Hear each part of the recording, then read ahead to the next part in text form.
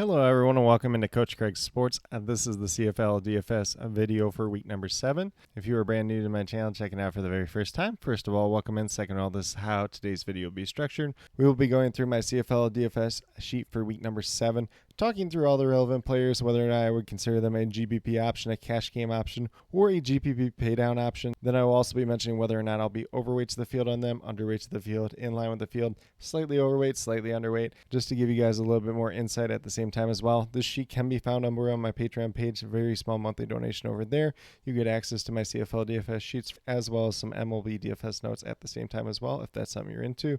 But without further ado, we'll get right into my sheet. We're going to start off with the Montreal Alouettes. They do get Davis Alexander back at quarterback, $9,100. GPP option, I'm probably going to be slightly overweight to the field on him this week. He was able to practice in full due to that hamstring injury.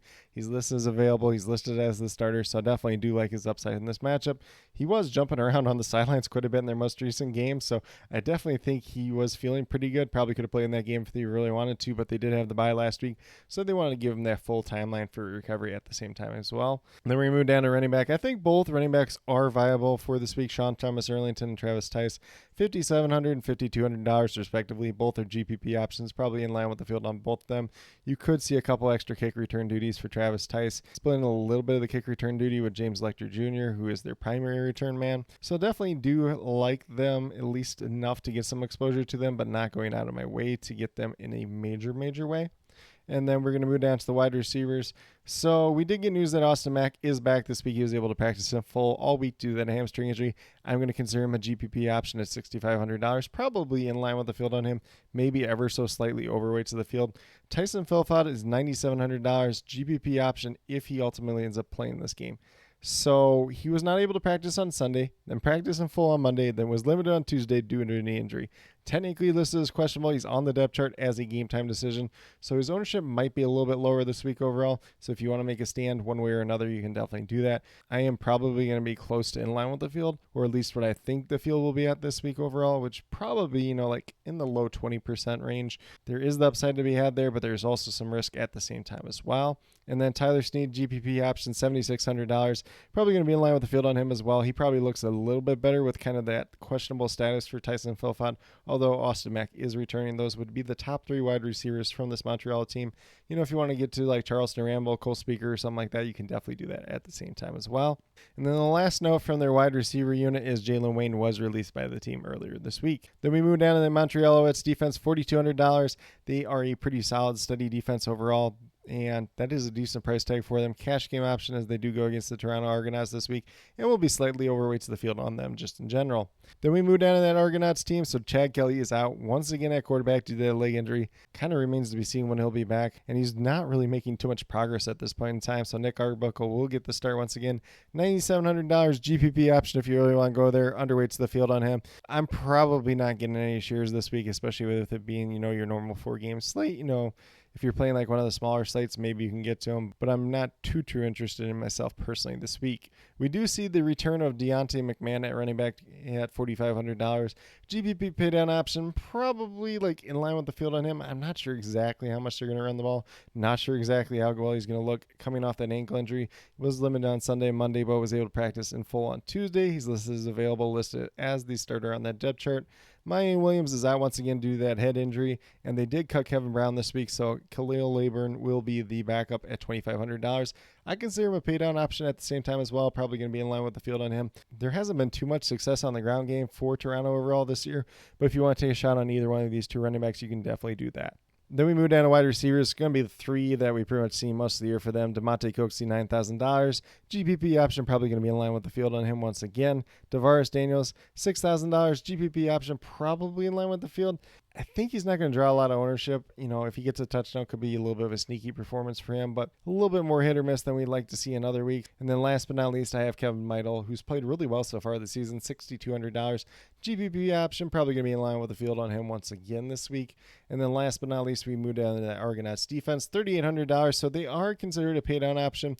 If they can get some pressure on Davis Alexander, make him uncomfortable, if Tyson Philpott doesn't play, then maybe they look all right as a paydown option. They do definitely have some upside, but not a team that I'm going out of my way for this week, but probably going to be in line with the field on ultimately. Then we move down to the Winnipeg Blue Bombers. We got Zach Collaros at quarterback, $10,300 GPP option, probably going to be in line with the field on him.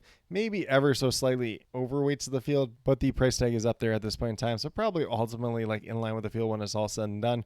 Brady Oliveira, running back, $10,200 GPP option, probably going to be in line with the field on him once again as well. Maybe like a little bit of leverage to be had with him, but there are going to be some pretty interesting running back options this week who are a little bit cheaper. Peyton Logan behind him is going to be out once again due to that thigh injury, so it remains to be seen when he'll make his season debut. At fullback, Michael Chris Ike wasn't able to practice on Monday, but was able to practice in full on Tuesday and Wednesday due to knee injury. He will be available. Then we move down to the wide receiver room. First thing that we're going to talk about is Dalton Schoen. Was unable to practice all week due to knee injury. He is technically listed as doubtful. More likely than not, he is going to miss this game. So that is going to be a bump up for probably the three main wide receivers at this point in time for the Winnipeg Blue Bombers. Nick Naminsky, $8,400. GPP option, probably going to be slightly overweight to the field on him. Keurig Wheatfall, $8,900 GPP option, probably going to be in line with the field on him, maybe ever so slightly overweight to the field. And then Kevin Clerikus, who did very well in their most recent game at $6,400. GPP option, probably going to be in line with the field on him as well. You could also look at Jerry Stearns with Dalton Schoen out. He could get some additional targets at the same time as well. And then we move down to the Winnipeg Blue Bombers defense, $4,300 GPP option, probably going to be in line with the field on them once again. Going against the Calgary Stampeders, there is some upside for that defense to perform, but there is also some definite downside at the same time as well. Then we moved down to that Stampeders team. We got Vernon Adams Jr. at quarterback, $10,000. I said he was due for a good week, and he definitely put up last week. So GPP option, probably going to be in line with the field on him. Would not be surprised if he has another solid week once again. And then Dedrick Mills at running back. He's up to $9,100. He is going to be a GPP option once again, probably going to be in line with the field ultimately. And then behind him, we have Jason Antony at $3,800, limited practice on Tuesday and Wednesday due to that ankle injury once again. So we'll see whether or not he's back this week or not, but not really expecting too much from him, even if he is back. Then we move down to wide receiver with Clark Barnes. Did not practice on Tuesday and Wednesday due to that ankle injury, so more likely than not that he'll be out once again this week. Reggie Begelton's still on that 6-game injured list. And then we move down to kind of the wide receivers we've seen in the recent weeks. So Tevin Jones, $5,700 GPP option. Probably going to be in line with the field on him once again this week. He did have a couple of returns last week as well, so that could definitely boost him up a little bit. Jalen Philpott's been pretty good this year, $6,300 GPP option. Probably going to be in line with the field on him as well. And Dominic Grimes has some upside. Hasn't been used quite as much as we would have liked so far this season, but at $5,400 GPP option, probably going to be in line with the field on him as well. And then last week we did see the coming out party for first round pick Damian Alford, $3,200, still very cheap. So I would consider him a potential cash game option. Will be overweight to the field on him, hoping that he does repeat that performance. I did mention him in my video last week as a guy that could potentially step up in a bigger role, and he definitely performed in that role just in general. And then Malik Henry, who's been on that 6-game injured list, was able to practice in a limited fashion on Tuesday and Wednesday due to that knee injury. Probably not going to play this week, but he is at least making progress. We haven't seen too much of him in a couple of years now, but definitely could have some upside ultimately when he does return just in general. Then we move down to Stampeders defense, $3,700 GPP pay down option, but will be slightly underweight to the field on them just in general. Then we move down to the Roughriders, Trevor Harris at quarterback, $9,800 GPP option, probably going to be in line with the field on him once again. I don't think there's too many major stands to be had with Trevor Harris just in general, although he did have a lot of passing attempts last week, and it did end up pretty well for the team overall. He didn't really quite get as many touchdowns as we would have liked, but had a pretty big passing day, and he does get one of his weapons back most likely this week in Samuel Alouettes, so could be some potential upside there just in general. AJ Alouette at running back, $9,200, probably coming off his worst game of the season, but GPP option, still probably going to be slightly overweight to the field on him once again this week. Then we move down wide receiver. Mario Alford was not able to practice on Tuesday and Wednesday due to a hip injury. That is a pretty big blow for them if he's unable to go. They will have to use somebody else as their primary returner. Could be interesting to see who that ultimately will be. I think Dante Myers did get a couple of returns last week. Don't quote me on that, though. So he could be the next man up. Kind of remains to be seen at this point in time. Then we move down to Samuel Alouette, who was able to practice in full on Tuesday and Wednesday due to that foot injury. So it looks like he should be back this week. Probably going to be underweight to the field on him. Don't really have him listed here at this point in time. Keyshawn Johnson, $10,000 GPP option. Probably going to be slightly underweight to underweight on the field on him once again. Just don't really love that price tag. Dante Myers at $7,500. I have him listed as a GPP option. Probably going to be in line with the field on him. Maybe ever so slightly underweight to the field just based on Samuel Alouette returning this week. And then Tommy Neild, who has not played so far this year, was able to practice in full on Tuesday and Wednesday due to that ankle injury. So we'll see ultimately if he makes his Rough Riders debut this week or not. And then we move down to Keon Schaefer-Baker, still on that 6-game injured list. Sean Bain Jr. was limited in practice once again on Tuesday and Wednesday due to that knee injury. Still expect him to be out once again this week. Then last but not least, we have Joe Robustelli at $4,000. Have him as a paydown option. Had a really big week last week. Definitely do like his upside. There is some significant downside at the same time as well, but we'll be slightly overweight to the field on him at a very respectable price tag. Moving over there, Rough Riders defense, they're $4,100. GPP option, probably going to be slightly underweight to the field on them. There is a little bit of upside to be had. They got a decent defense, but it's a tough matchup going against the BC Lions just in general. Then speaking of that Lions team, we got Nathan Rourke at quarterback, $10,700. GPP option, maybe ever so slightly overweight to the field on him this week. Technically was limited in practice on Wednesday due to that core injury once again, but he'll be good to go for this week unless something major happens before then. And then at running back, we have James Butler, $8,300, coming off his career high in rushing yards. Would consider him a cash game option this week. Probably going to be overweight to the field on him once again. Behind him, Xander Horvath was able to practice in full on Wednesday due to that hand injury that kept him out of last week's game. And then in terms of the wide receivers, we got 4 here. Stanley Berryhill at $8,000, Javon Cotoy at $6,700, Keon Hatcher at $9,600, and Justin McInnis. All are GPP options, all pretty much in line with the field. I would be slightly overweight to the field on Keon Hatcher, who has looked really well so far this season.